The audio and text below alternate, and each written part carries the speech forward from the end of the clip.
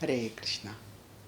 To stop defeating yourself, stop deceiving yourself. Suppose a person is sick, but the person conceals the symptoms of sickness and pretends to be healthy. Then that person is actually uh, defeating oneself, is hurting oneself. Because although the person may be able to maintain a facade of health, but actually one is not deceiving the body. One may deceive the world, one may making them think that I am healthy. One may deceive oneself also thinking, oh, I am healthy. But actually one cannot deceive the body. The body is being eaten up by that disease, and eventually it will become not only unconcealable, but it may also become incurable. And then what could have been cured was not cured because it was concealed. And thus one will defeat oneself. That means one will unnecessarily subject oneself to misery and eventually even death if things turn out badly. So the same applies to us in our spiritual life. Sometimes when we are repeatedly overcome by our weaknesses, be it lust or anger or greed, and we pretend as if everything is all right. So Krishna then by that pretense, by that such pretense, where we create an appearance of purity, a facade of saintliness externally, while internally while internally or privately succumbing to our lower desires, then we are deceiving ourselves. And actually speaking, if we don't combat those weaknesses, if we let ourselves succumb to those weaknesses again and again, then they are becoming stronger and stronger, and we are becoming weaker and weaker, and in this way we are defeating ourselves.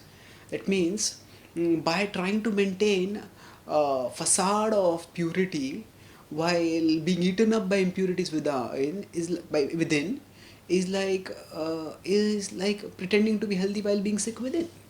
Krishna talks about this in the Bhagavad Gita in 3rd chapter 6th verse. He says, Karmendriyani sanyamya yasate manasa smaran indriyarthan vimudhatma mithyachara sa uchyate. So karmendriyani sanyamya.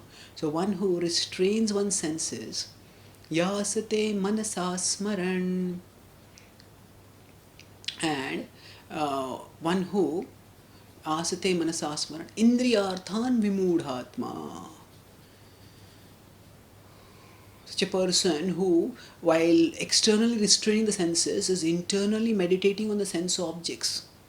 Indriyarthan vimudhatma. Such a person is vimudhatma. Such a person is foolish. And what happens is deluding oneself. Mithyachara sa uchyate is a pretender. So the point is that here Krishna, now what is Krishna exactly condemning or reproaching? Now all of us have our struggles, and there is a tension between the level at which we are trying to practice while living as devotees in a community, and the level at which we might be privately. The point is not that we have to wash our dirty linen in public and tell everyone what is our fallen level, nor is it that because we are not able to maintain standards, so we just leave the devotee community and stop doing any service saying that I am very impure. No, the point is that we shouldn't give up the serious battle against our anarthas. Yes, whatever services we have, whatever responsibilities we have, we can do that and we should do that.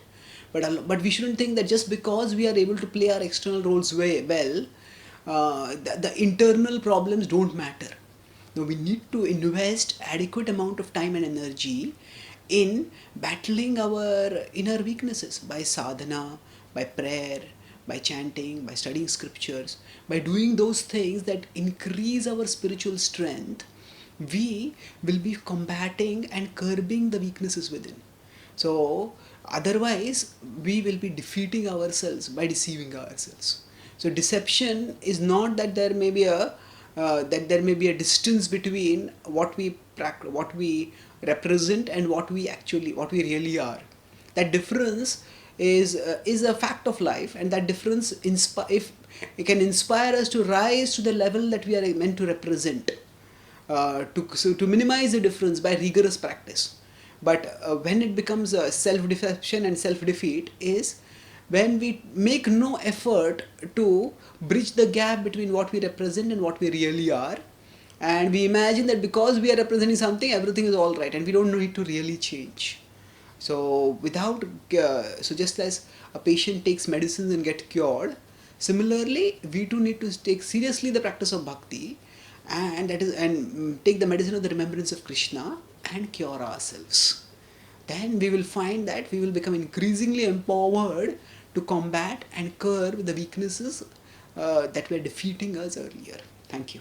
Hare Krishna.